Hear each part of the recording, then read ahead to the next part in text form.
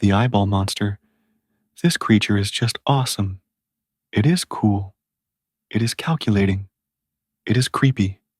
It is cute. It has got everything.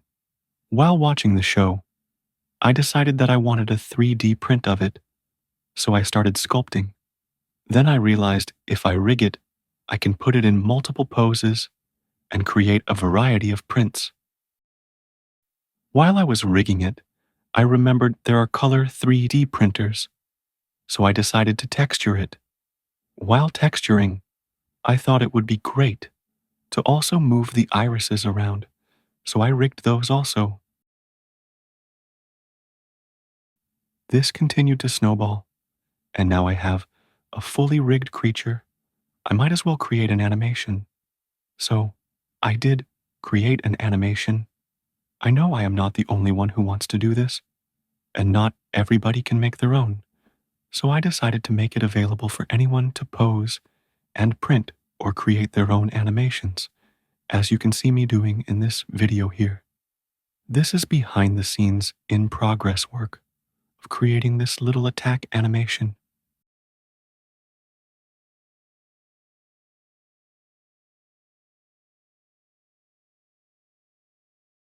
Here, I am going to show a few of the rigging controls. Each tentacle has a bone at the tip that you use to control the entire tentacle. As you move and rotate this bone, you can get your tentacles to squishily move and rotate around.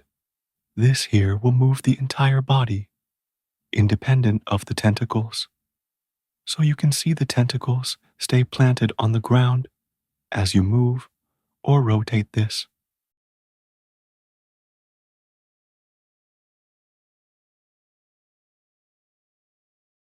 This here lets you adjust the squishiness as the eyeball moves around. You can move and rotate the eyeball and squash and stretch that middle area for extra squishy effect.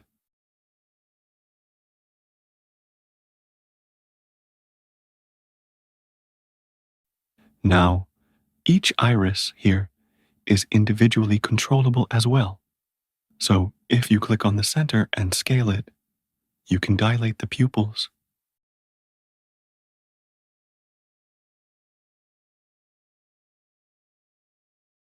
And the outer ring will let you scale the iris itself. I notice they tend to be oval shaped in the show, and if you rotate it around, it will rotate all around the entire eyeball. If you get them to intersect each other, the irises will combine into one larger one, like you see in my animation. It is as simple as just rotating them on top of each other, like you see here. One thing to note is that I did not go as incredibly detailed and realistic as they do in the show. I tried to maintain a level of simplicity to keep it easily printable without a whole lot of cleanup before exporting. So the irises are actually separate and floating just above the eyeball. So when you 3D print, you can exclude them or you can Boolean them into the surface. This gives you great control to create what you see in the show without overcomplicating it for 3D printing. And so these are the basic controls. Each iris is controllable. There is a body and a squishy scaler and a control for each tentacle.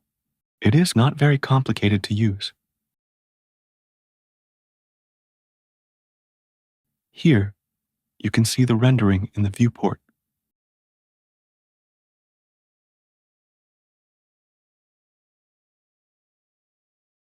Here is a quick look at some of the shader nodes set up for the creature.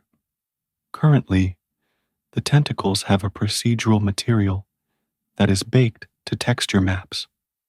The eyeball is still procedural, but it is simple enough to bake that down if you need to. I hope you like what I have done here. If you obtain the files and create something cool, please tag me so I can see what you have done.